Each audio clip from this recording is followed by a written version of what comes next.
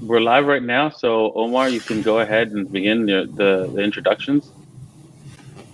Can you hear us? Yes. Hi, everyone. Thank you for the cryptocurrency panel session as part of SOT.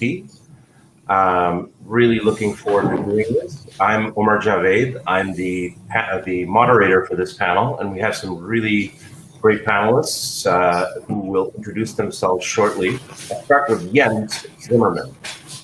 Jens, could you please just do a brief introduction before we actually get to the panel itself? Sure. Thank you, Omar. Hi, everyone. Pleasure to be here. My name is Jens Zimmermann. My background is in private equity and venture capital with a special passion for the education sector.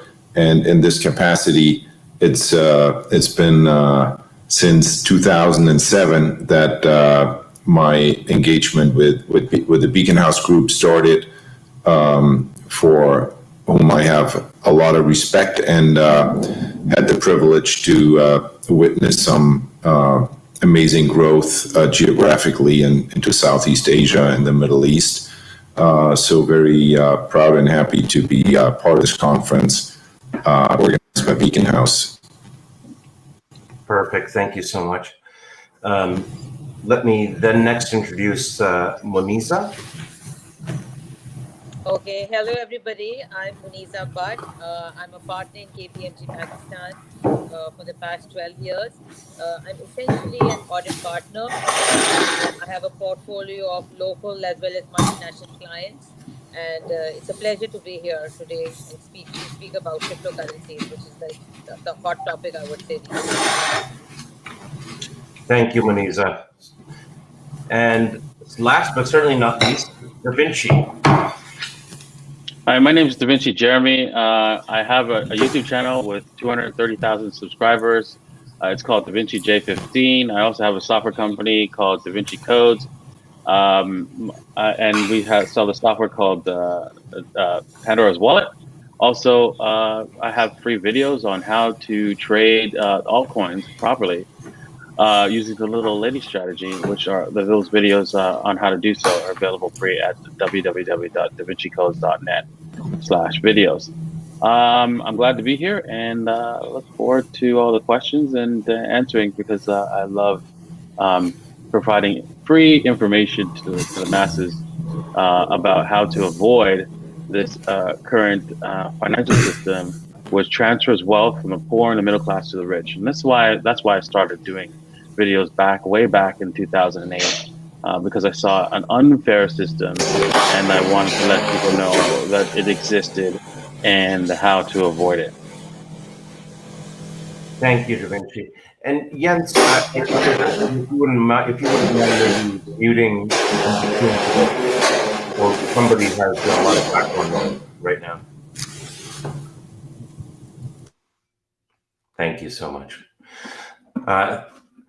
So why don't we begin the panel? And Jeremie, since you kicked things off, my first question was, when did you get into the crypto space? So when did you get into it, and then what really sparked your interest? You kind of alluded to that in your opening comments, but I'd love to learn more because you have such an interesting background and such an interesting story. Well, it started back in 2007 when I noticed that, when I heard from Ron Paul, who said, who's a senator, not a senator, but a congressman, who said that he was running for president, and at the time he said that our monetary system is unfair, it transfers wealth from the poor and the middle class to the rich. And when everybody said, they all agreed, and then they moved on with the debate, like, okay, that's not a big deal, let's move on. I realized something was not right. And so I decided to research what this man was talking about. And when I did, it was like falling through the rabbit hole. It was like unbelievable how our whole financial system is a complete fraud against every single human being on this planet. Oh my god! And I'm not a person who I'm a software developer, not a Mm-hmm. person who gets in front of an audience and so forth and starts talking that much at all. Actually, I hate it. I hated it with passion. You know how some people, hate. They dislike public speaking as much. They'd rather die than do public speaking. I was But one of you those don't people. you don't have a fear of it. It doesn't seem like you have a fear of it, Davinci. It Not just anymore. Not no. Oh, anymore. okay. Good. Not anymore. But what got me to do YouTube videos is because I felt that none of my friends understood what I was trying to tell them. None of the people believed what I was saying. And I thought, well, if I could just save one person and do YouTube videos and just save one person, that would be enough. So that's what I did. And then one of my YouTube subscribers told me, hey, Davinci, what do you think about Bitcoin? And I thought, scam. There's no way you could solve the double spend problem because I'm a software developer. I know that that's been a dilemma for developers for more than 30 years, right? More than a couple of decades, yeah. So Since we've got into computers. So it's you couldn't like know for sure that somebody sent you a digital asset and they didn't have the capacity to send it again. That's the problem. And so I said, okay, I'm going to read the source code, right? I said to my follower, right, hey, you know what? Because I took care of every one of my followers. I didn't want anybody to get hurt. Um, and I said, hey, listen, I'm going to read the source code. I'm going to read the white paper and show you how this is a scam, right? Because I'm sure that it is. When I did, I was quite shocked, and I did a video shortly where it said, hey, you know what? Every once in a while, something comes along that makes poor people rich because they bought it really early. This is one of them. And well, that YouTube video actually got taken down because it didn't get a lot of a lot of likes. People did not like me talking about Bitcoin when I was talking about gold and silver. So that's how I got into Bitcoin in 2011 well, at $1. that's an awesome story, and you were right. Actually, the first time Ron Paul, although he's retired now, Ron Paul was a senator, longstanding senator, and Congressman also, actually. Yeah, and that Congress. I think congressman refers to the overall. There's a senator, and then there's a congressperson. His son's a senator. General term. Anyways, he's retired now. So, but yeah, he's a big proponent of Austrian economics, and then he also, I think he's also been a big proponent of gold for a very, very long time as well. So, fascinating story. Thank you for sharing that. Moneeza, tell us a little bit more about your interest. When did you get into cryptocurrency, and what sparked your interest in it? Okay, so as I introduce myself, I am an accountant and an auditor on that. So, we audit global accounts and multinationals and all. So, to quote something very recent, when companies like Tesla, they start investing in the Bitcoin, so that, we need to be on top of their case and see how it's going to be accounted for in their balance sheet, and, how the transaction, what the costs are, what the market values are, what drives all these factors, and how to present it, for the shareholders when they see the annual reports and all. So my interest is basically, triggered because of the investment decisions, or these decisions that these global companies take. And then I have to be like I have to ensure basically that the guidelines according to which they have to be accounted for and disclosed in these financial statements, they are appropriate. So this is how I am relevant. I would say that, this is how my relevance comes in. Got it. So, but Moneeza, when did you get involved? When did you get interested in cryptocurrencies? So in 2009, I believe this is when the whole the cryptocurrency and the Bitcoin phenomenon, transpired, I would say. And since then, I have just been following it. But now, since I believe, like, these corporations have, like, started to, like, invest, and there's been a movement, about cryptocurrency. So this is where, I think, because since it's an unregulated sort of a market, so then that is when, the regulators and the accountants and the auditors, they all start taking note of it. So it's been quite a few years now that, we're on top of it on how to account for such assets, how to how their market value is going to be, derived. So it's been quite a few years, I would say. Got it. Jens, please tell us when when did you get involved in cryptocurrency and what sparked your interest? How did you get in there? So we've heard, Davinci give us a great intro to, how he saw Congressman Ron Paul. He actually looked into the code, read Satoshi Nakamoto's white paper, which I did as well. It's actually a fantastic piece of work. It's technical, but I encourage people to read it. Tell us about your story, Jens. You're on mute, by the way. Oh, sorry about that. Yeah, first of all, I loved to learn from Davinci how he got involved and what sparked his interest to basically, participate in a more just system. And I agree with a lot of things that he said. I'm by no means an expert in cryptocurrencies. I did buy some crypto a few years ago. I followed a few tokens and coins and saw them go really high. But it's more as an investor. I mean, I've invested in private companies in technology, in stocks for over 25 years now. And it's just, interesting as a new, or a potentially new asset class. And then,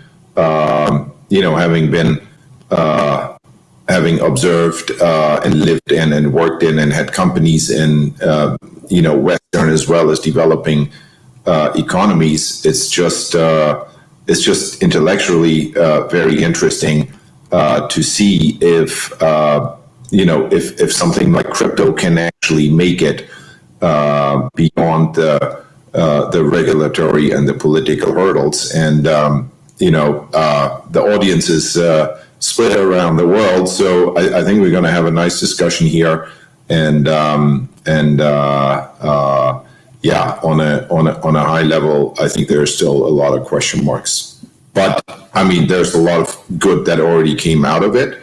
So it's going to be an interesting journey. None of us is a fortune teller, and there are as many supporters as there are critics. So I think it's definitely a very interesting topic and a great new development. If it will prevail or not, we will try to debate that here, but we will also not know at the end of the session. Well, some of the questions I shared with you in advance, so we'll get to those. One of those, I'm going to ask you to get in the seat of a prognosticator and predict the future. So, but we'll hold off on that. So Jens, so you've been involved in this for a while. So this is something that's now becoming, I've been involved in this for quite some time, and as well, I think Jeremie has beat me to the punch, probably beat everybody on this panel, was in there very, very early. Although I read the Satoshi Nakamoto paper shortly after it came out, I just didn't pay much attention to the actual sort of crypto market until probably thinking like 2008, 2009 type of time frame. So now that it's become much more, let's say, a household word, right? How would you explain this market, or how would you explain this phenomenon to your grandmother? How do you explain this to somebody who doesn't know anything about it? Please go ahead. So, frankly, Omar, if my grandmother was alive today, she'd be like 110 years old. So I think it's a relief for me that I don't need to explain this to her, because you've seen how the technology has advanced and changed. But if she were alive today, maybe I would try to explain it in a simplistic manner by drawing a parallel regarding how money moves, digitally through banks when you use your debit card, because there's no physical, basically, handling of cash in that sense. So in that sense, I would try to explain to her that how the ledger is now maintained on the internet without any banks being involved. Something as simplistic as that. So This is my view on it. Got it. Davinci, I think I'm giving you a layup here since I saw one of your YouTube videos. How would you explain this to the novice? I like to put it as, how do you explain this to your grandmother, right? But it could just be your parents as well. Yeah. Well, I just start off by saying exactly what Moneeza said. Basically, hey, you know how a bank works, right? You transfer your money to somebody else through digitally, right? And you don't have to like give them actual physical cash, right? But the bank makes sure that who has what at any point in time. Bitcoin, right? There is no central authority or person deciding who has what. So it is written in a ledger that's not going to cheat anybody. No one's going to be cheated by this. No one at the bank. No, there is no one person that goes, no, I'm going to accidentally make a mistake, or there's only one person to make a mistake and put too much money in somebody's account or too little. It's all automatic. It's all easy. And on top of that, the key thing is that there's no authority telling you, no, you can't transfer the money there. That's the advantage. There is no, like, for example, if you want, I know grandma doesn't have $1 million to move, but if you try to move $1 million from Dubai to Pakistan, good luck. Good luck, right? Right? Do that in Bitcoin. Hey, the other way around is pretty tough too, by the way. Yeah. No, you're right. Look, the one part of it is it's you can explain it through digital banking, that you're sending. This was, let's say, one of the early innovations of PayPal, right? In the early days of the internet, where you could actually email people money. Now, Bitcoin, you can send money very, very easily. I think the really interesting, and we'll get into this, is the notion of the currency itself, right? Because the financial system that we live in, the world financial system that we all live in today, is all about governments issuing their own currencies, sovereign currencies. And there's an underlying aspect of this, which is, and Davinci, you touched on this, which is centralization versus decentralization. But before we get into that interesting aspect, Jens, how would you explain this to your grandmother, or I just use that as a placeholder for somebody, the novice? Yeah. Yeah. Firstly, it would be great if my grandmother were around to explain it to her. I think I would go back a little bit in history and refer to Bretton Woods, which was had to do with the gold standard, where gold was backing up currencies issued by central banks, which are tied to governments. So actually, till that point, when we had the gold standard, the currencies were asset backed with gold, and then that was abolished. So then it became basically not assets which back the currency, but trust and the power of governments and central banks behind it. And then I would say, what's going on with crypto or with Bitcoin is that there are some technological advantages, and it's a fairer, more democratic system than government issued currencies. However, it relies on trust, and it's all online, or it's all digital, and there's no asset backing it. So some economists would probably argue that it's not even a currency to start with, but that's, I think, how I would attempt to explain it to her. Got it. So, but Jens, do you think crypto is the future, or is it a fad? Is it something that is here with us long term? Well, I think as we see with many great technological advances of the past and the present, where the trend goes first is, well, I don't see myself anymore. Do we have okay. yeah, where the trend goes first is not necessarily where it ends up for the greater good of the economy or society or any specific population. And I think we're early in the process. I think even the experts, keep arguing that Bitcoin actually isn't such a great, cryptocurrency, if you want to call it that. But it's also the fact that while there are 3,500 or so cryptocurrencies out there, 2/3 or so of the market cap is based in Bitcoin, which technologically is probably not the most developed, and is the begin all, but not maybe the end all. So I would say we've already seen some great things come out of it. I would say specifically the nexus to blockchain technology, which has undebatable advantages and which, in my view, will stay if cryptocurrencies, including Bitcoin, will continue their rise in value and popularity. I think remains to be seen. I do believe that there's some strong opposition in politicians, in governments, in central banks, who essentially, as we see in many other cases, are very reluctant to lose power or market share when threatened. So I think this is a clear threat to the current power regime. And while I agree with Davinci that the current system is by no means a good one, but as we see throughout history, because something is not optimal or fair or not good, doesn't mean it's going to go away and make way for something that serves humanity better and does more good, for planet Earth.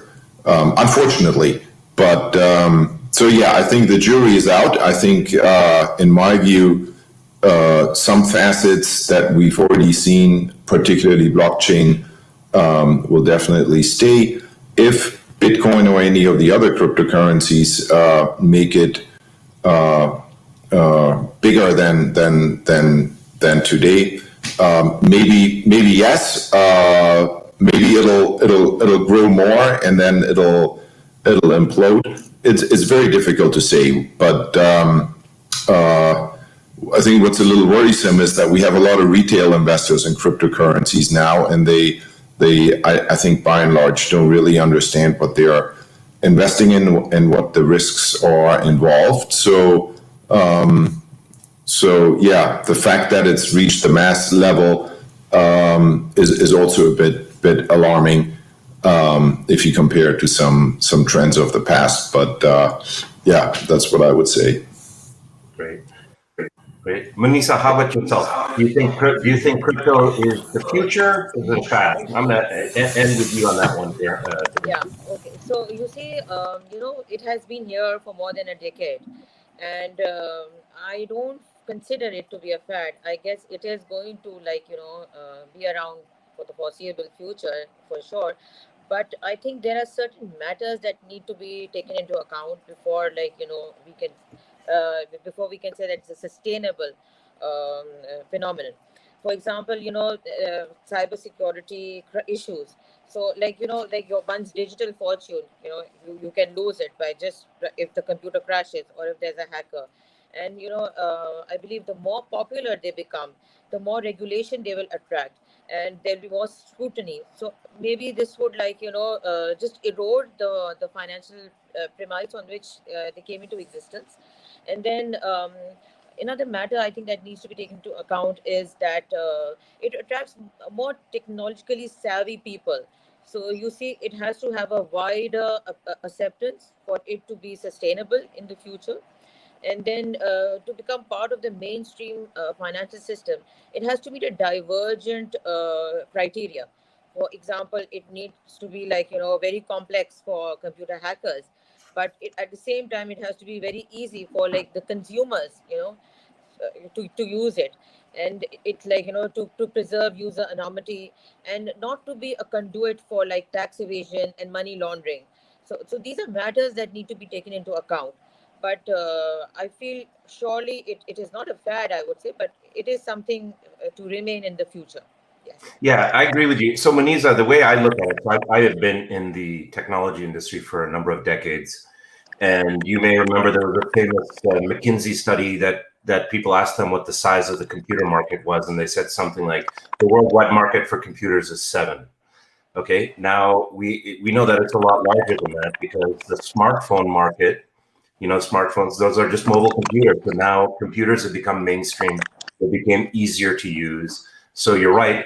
In order for this to work, it has to be as easy to use and as useful and as regular currencies. And we'll get into that because I think that I actually think it's true today, but it's I think it's accessible to more technologically savvy people. And I think that's changing. Davinci, what do you think? Is this the future? Is this the big future? Or is this a fad? Well, I would like to point out that a lot of people say that the governments and everything resist this stuff, and so that's why it's possibly a fad. But then I'd like to point out, hey, you know what? I know hindsight's 2020, but it's an example, right? The church was a keeper of knowledge for a long while, and they never wanted anybody else to keep that knowledge. And yet they created the Gutenberg press. Somebody created the Gutenberg press. Oh, yeah, and so yet today we don't have any books. Oh wait, we do. Yeah, that's an example of where you can't uninvent something that has never been thought of before, never existed in humankind, and then say no, that's just going to go away. Bitcoin is an invention that was never thought possible, just like electricity was, just like the automobile was, and just like the airplane. So to say that all those things are a fad, yes, people did say that are a fad in the past, right?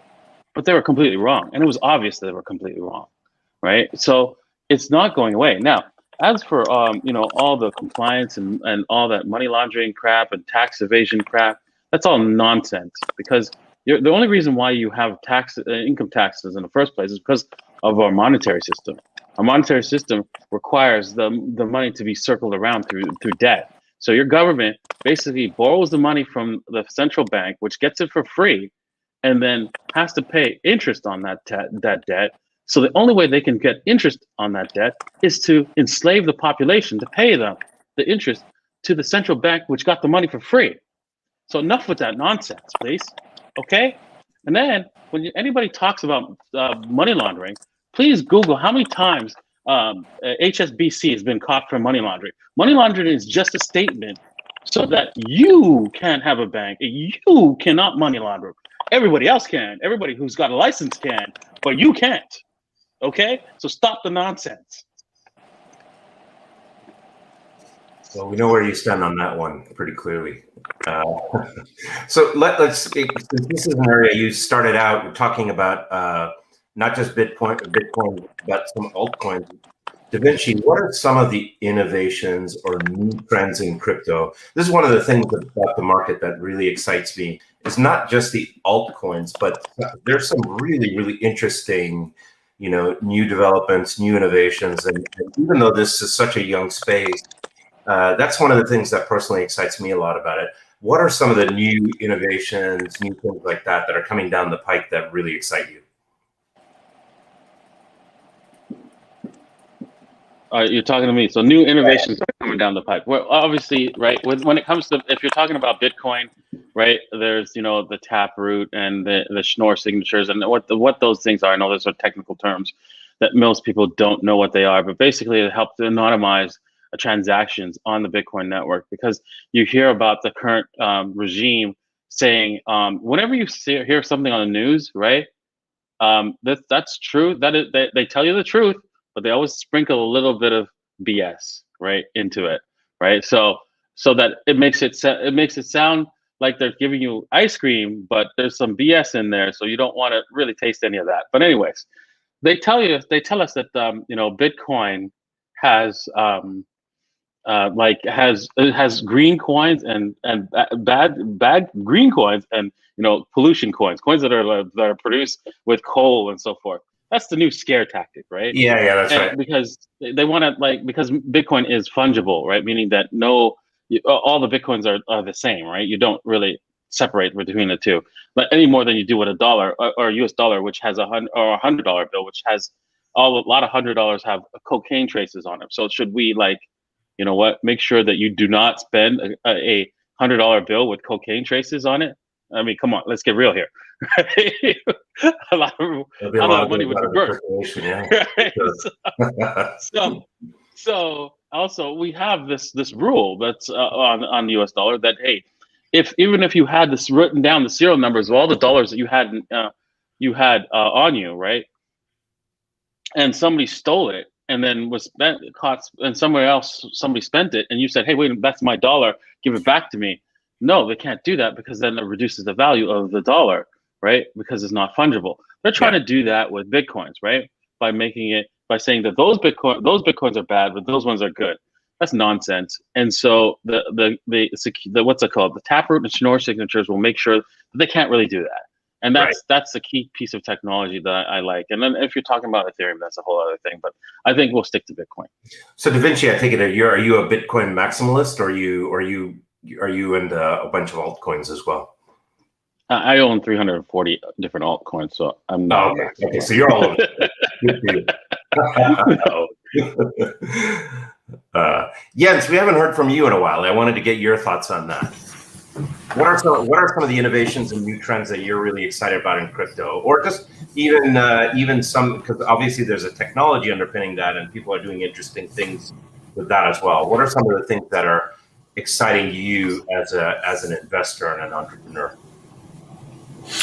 Yeah, well, I'm also big on social impact, and just like Davinci, I would like, or probably all of us, I would like to see the world become a better place. And I don't really have too much hope in our global politicians, as we see COVID is not really managed in a way that makes the world a better place here. But so I think one of the advantages, and I already mentioned the blockchain technology, which has many different applications. I think many countries, many emerging countries have big issues with convertibility and vastly depreciating domestic currencies, which victimizes most of the individuals in those countries. And I think by having an alternative route to money transfers and monetary storage, essentially, it makes it a fairer playing field, and that's definitely a good thing. Now, as I said before, if the current cryptocurrencies will prevail or not, I'm not going to be I'm not going to make a prognosis on that. But and as I also alluded to earlier, once since the trend has been started and it's been around for 10 years or so, many good follow-on developments will come forward, and we'll hear about them as time progresses. So all in all, I think it's great that this evolution started. Some of it is certainly gonna stick around, but the end game is probably something that none of us actually can describe today. But it's a dynamic, ongoing trend, which is good, which is positive, which democratizes the system, which is great. And I think especially for emerging markets, there are great advantages to come out of this. Well, there are great advantages today. If you see just in foreign remittances, that is a big business, and it is you see banks charge exorbitant fees. You have countries like Pakistan, actually all over the Indian subcontinent, where you have workers, that they work in the UAE and they send money home. It's an expensive process. So this not only the technology but cryptocurrencies can really improve that. Moneeza, what do you think? What are some of the trends or new innovations that you're really excited about in the crypto area? So Omar, I believe that institutions who have allocated capital to this area. So this is a very big development in itself. We have seen Tesla and PayPal taking the lead in this. So this, you cannot ignore this development. I think this is a big major breakthrough. Along with that, I believe the risk assessment models of corporations will become more robust. If previously, if they did not pay attention to this area, they will now be focusing on it. And I believe with the cost of transactions might also change.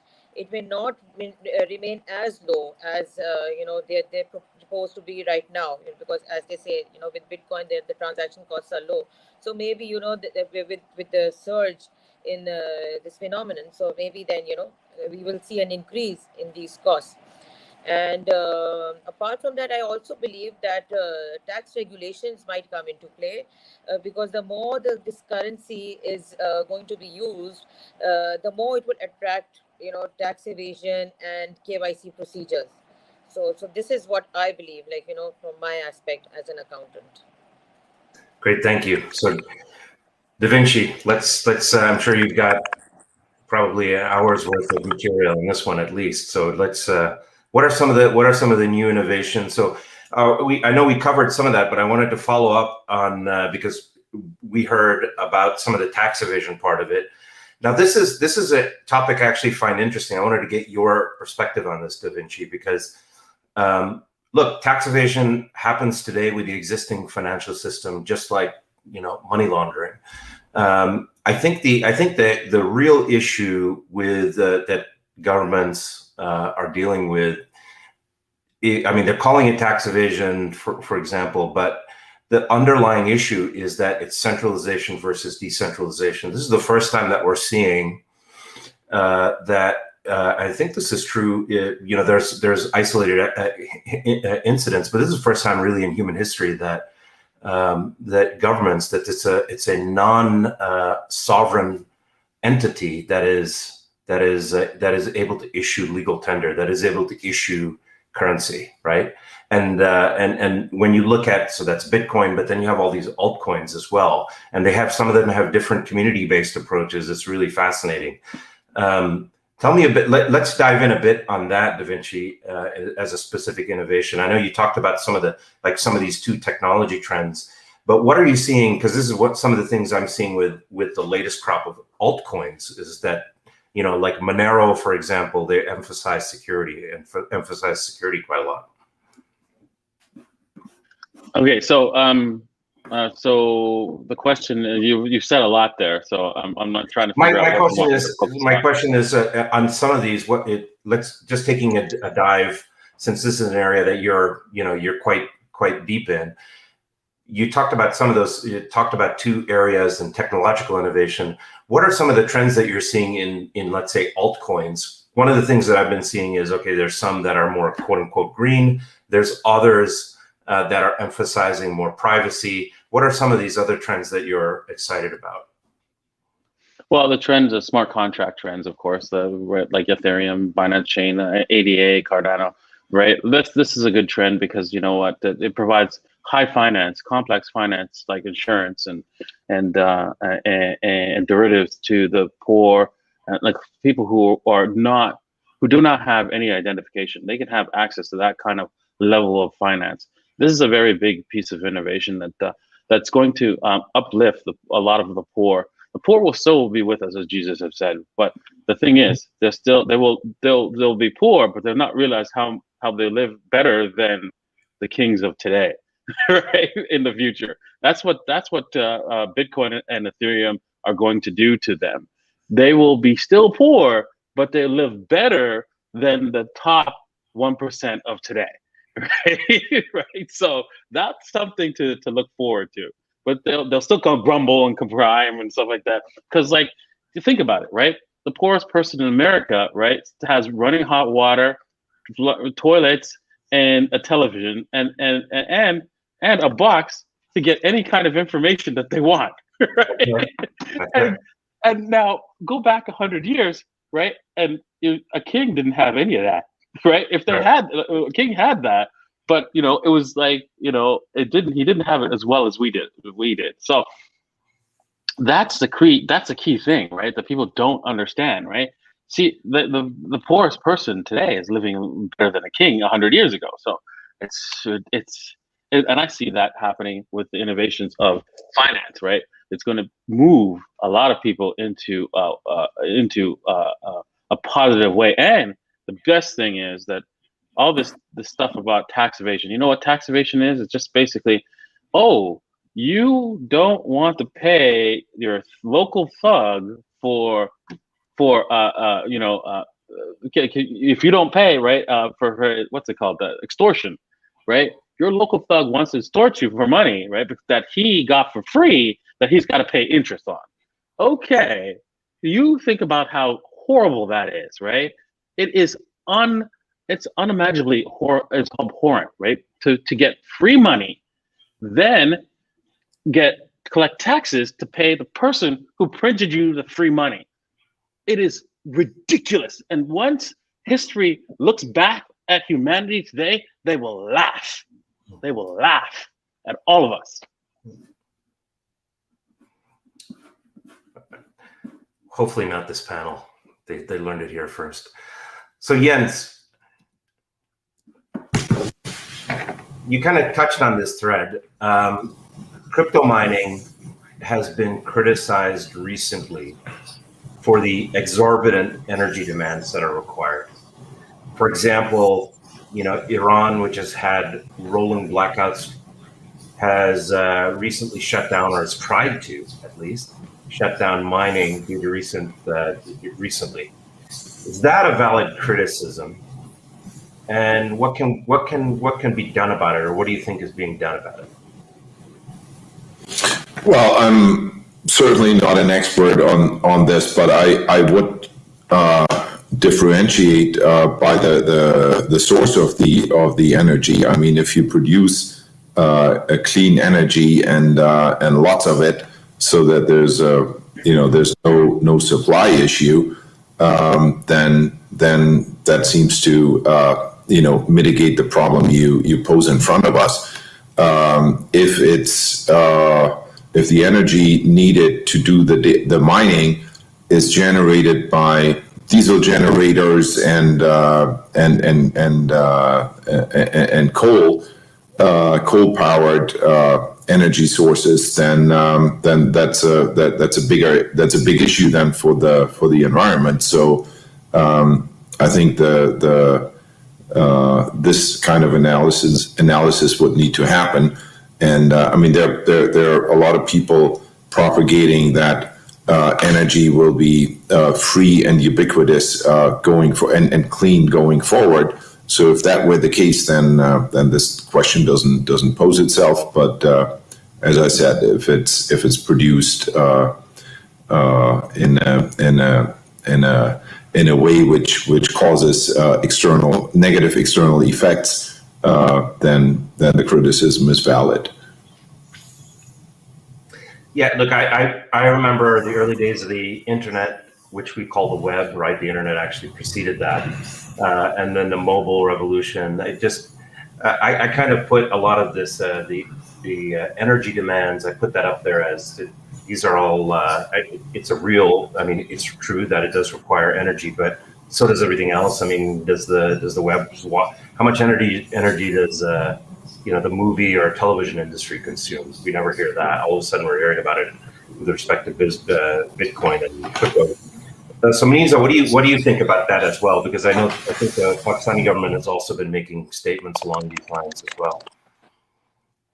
Yeah, so Omar, you mentioned about Iran. So I just like to say over here that in Iran, I believe the Bitcoin became a cottage industry because as the country sought reprieve from U.S. sanctions, they ventured that into more. to sustain themselves, basically. So, but yes, I think it does require exorbitant levels of energy. I think I read somewhere that there was some Cambridge study where they said that the amount of energy which is required in writing the ledger for Bitcoin is approximately the entire energy of UAE. So we cannot deny the fact that it does require a greater level of energy.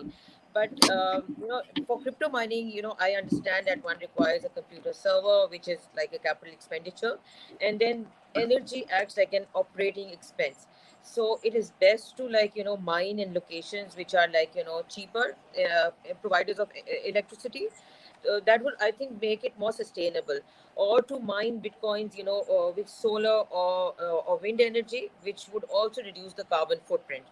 So this is my view on it. Got it. Got it. So Moneeza, do you think just switching gears, you're in an interesting position. You're in the private sector, but you deal a lot, I'm sure, with public sector clients as well.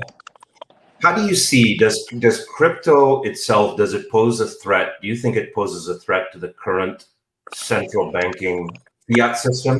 Or is this something that you think governments can actually embrace or leverage?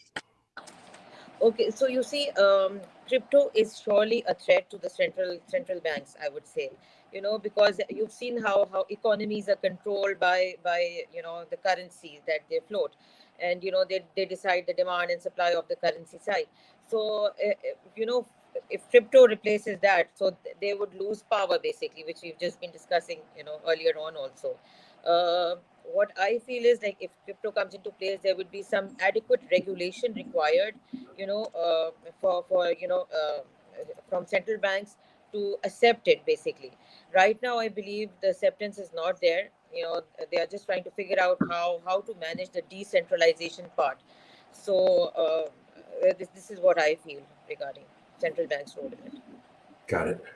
What about you? What about you, Jens? Do you feel like that crypto is a major threat to this central bank fiat system, basically the post Bretton Woods world that we live in? And do you see it? Is crypto therefore more of a threat to major currencies like the U.S. dollar, or to non-U.S. dollar or non-euro, non-major, like in terms of float, the currencies like, let's say, the rupee or something like that? Yeah, I mean, as I said right at the outset, it's very obvious that it eats into the market share and the power base of central banks and associated governments. The U.S. dollar being the strongest currency globally, and a lot of effort has happened, which is visible and behind the scenes to continuously strengthen or protect the position of the U.S. dollar. I know that many people believe that a lot of the wars that have been fought over oil were essentially over protecting the dominance of the U.S. dollar, and probably many things that most people aren't aware of. But so with the U.S. dollar being the strongest currency out there, and a lot of energy has gone into protecting that position. Of course, if there's an alternative, which is digital, uncontrollable by any government, then of course the market leader stands to lose a lot. And this is precisely possibly the largest risk to the survival or the further future of cryptocurrencies, that the politicians and the central bankers who regulate the markets are against it, because they stand to lose a lot. That's what I believe. Got it. Thank you, Davinci. What do you think about this? Do you think this is a real threat? Is crypto ultimately a threat to the current fiat system, or do you think central banks, these countries rather, is this something that they can embrace and extend?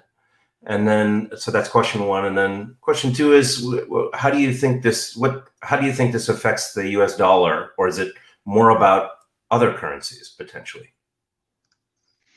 Well, it is a major threat to the central banking system because you have a system where you have something that's honest and fair. And for example, our whole financial system is based on regulation. It exists on regulation, meaning setting up a set of rules so that the banks don't go running amok. And you're like, well, that's good, right? Okay, but Bitcoin is also is a set of rules, right? It's just programmed in. But once it's programmed in, you can't change it, right? And so it has to be something that's absolutely fair. And the same with, like, for example, you can't change the nature of silver. It's just a coin and that's it. You're not going to change its nature, no matter how much you point a gun at it. And the same with Bitcoin. Now, if you change the nature of our financial system, you can change it, right? It just, they just have to strike a pen, write something, and then all of a sudden it changes. You can't do that with Bitcoin. You can't do that with silver, but you can do that with our financial system, right? And once you do, let's just say you open it up with zero regulations, right, which is possible, that means that the central bank or any bank can just print as much money as they want and whatever they want, and obviously it would destroy the financial system immediately. So that's why we have those regulations, right? Yeah. So really, there should be no regulations, because then it destroys that financial system. And then we only exist with systems that do work and not systems that don't, right? People will only gravitate to systems that do. And this is why central banks, which is a system that does not work, that requires a lot of force in order for it to work, right, is going to die. Now, what does that mean to the dollar? Well, I mean, again, you can't know for exactly sure what's going to happen to US dollar and local currencies. It could probably still exist, because here's the thing: human nature is very stubborn. You could point out to people that cutting somebody on their wrist, right, that to open up when they have a fever, to open them up and bleed them out, right, is not a good idea in the past. But then you were considered a heretic, right? Why would you think that that's not the case? Today, it's the same, right? Why would you think that we should not have central banking and taxes? We should need all that stuff, or else the whole system will all die. Oh my God, what are we going to do, right? But there is a better way. It's just, we are so used to our current system, and we can't imagine it any other way. And so that's just the way it is, and it's not going to die overnight. And people will literally fight to save it, especially corporations, because corporations benefit from our current financial system the most, because they get to raise prices faster than they raise the largest cost of any corporation is the labor cost. And so they get to raise prices faster than their labor cost goes up. So it makes sense for a corporation to support a current financial system, along with the governments, of course, as well. So it's going to be a fight. It's going to be a long fight. Those are excellent points. Look, we have a few. It's funny how time flies. We have a few minutes left in this panel, and I think it's a great point. Let's keep your momentum going, Davinci, because what I'd like to end with all of the panelists is your predictions for the future. So I think, Davinci, one of the things you're famous for is you made a very, very early call with Bitcoin. Give us your view. Let's call it the 3 to 5 year view. Give us your predictions for the next 3 to 5 years. What do you think is going to happen? Well, in the next 3 to 5 years, right, I think people are going to realize the central banks are in a box. They cannot raise interest rates anywhere, or the whole system collapses. Also, derivatives is a perfect system. Warren Buffett called it financial weapons of mass destruction. He is absolutely correct. Basically, you cannot destroy any one major bank, or else it collapses everything. The whole system collapses at once. So it's all intertwined perfectly, so that if they let anything fall, anything collapse, right, it all collapses. So they either print to keep it all going, or they collapse it immediately. That's their only choices, right? Keep it running for a little bit longer by printing, or let it all collapse immediately right now. And since they've already said that's not an option back in 2008 when they bailed everybody out. Because I thought when I saw 2008 coming from a mile away, I thought, you know what, the governments are not that dumb. They're not going to be printing money. They're going to let corporate banks fail. No, they did not. So so now that I see that that's the case, they're going to keep it going. They're not going to let anybody fail. They're going to push the envelope the system as far as possibly can, and it's only up to the individuals to realize, hey, wait a minute, this is not going to work. I think corporations are slowly realizing, yeah, we're at the end of the cycle here. We don't want it to end, but we need to do something so that we can like survive on the other side. So it's going to be interesting what they do. I think they're going to go into Bitcoin, but that's all up to them, and we have to wait and see. So 5 years from now, I think corporations are going to be all loaded up with Bitcoin, because I don't see them. I don't think they have any other choice with the current inflation rate that's going on around them. So great. That's a very bold prediction. Thank you for that. Moneeza, what do you think? Give us your predictions for the next 3 years, next 3 to 5 years. Okay, so Omar, I am no fortune teller here. Remember, it's on video; it'll be preserved forever. So. Yeah. So I would say, contrary to that, I'm in the shackles of conservatism, given that I'm an accountant as well as an auditor. So I would say that since it has been here for like more than a decade, so I believe it is here to stay, and it is something similar to a stock market. So it would be, the demand and supply would determine its economics. So that's what I believe. So I can't predict the prices, or where No, it's much more. Moneeza, it's much more open ended. And the demand and supply, I believe, would really determine where it goes. My question was much more open ended. I wasn't really. I mean, you could say like, oh, I think Bitcoin will get to $1 million a Bitcoin. That could be a prediction. But I wasn't looking. I wasn't really looking for that per se. It was more. It was more along the lines of what you had eventually going. So Jens, let's wrap it up with you. And what do you give us your thoughts for the next 3 to 5 years? Yeah, I completely agree with Davinci that the current systems are in a huge mess, and it's hard to see a way out of it. I mean that. Quantitative easing and printing of trillions and trillions and trillions of dollars in other currencies is just without interest rates going up. It just defies everything we all learned in macroeconomics when we did. So the threat is that this will catch up, because there's no sustainable future where you can just print trillions of dollars every year and get away with it. So it's going to catch up with economies and systems at some point. So you asked about the next 3 to 5 years. I would certainly expect inflation and interest rates to rise over time, and this may be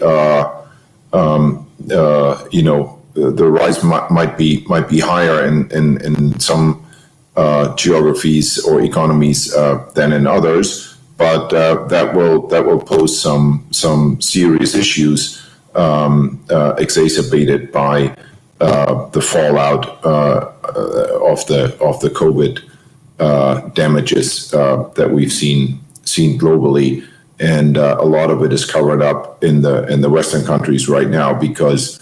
By subsidies, but that's also not just like you can't continuously print your way out of a crisis. You also can't just cover everything up with subsidies. So it's going to catch up at some point. As far as crypto is concerned and Bitcoin, I think we're going to. Looking forward, we'll see a lot of volatility. I think a lot of money will be made, just as it has been in the past. But will also, it's not going to be a one-way road where Bitcoin and others will just rise by 25% every year or something like that, or I've read so many comments that, oh, for sure, Bitcoin is going to be at $100,000 latest by the end of the year. When you read such statements, you better run and do the opposite, I think. So, as I said earlier, I think a lot of good things have already come out of the crypto evolution, and we'll continue to see more great things coming. Will it be replacing the power base that we have today in governments and central banks? I don't think so, but it's going to be an exciting time to see what good things come out of it. Thanks, Jens. All right, I think we are right at time, so I wanted to thank everybody. I really enjoyed this panel discussion. Thank you, Jens. Thank you, Moneeza, Davinci. All of you had great answers to these questions, and hopefully the people streaming in learned a lot from this session. I think we covered a lot of really great ground and made some really great observations as well. Thank you, everyone. Be well. Thank you, Omar. Thank you.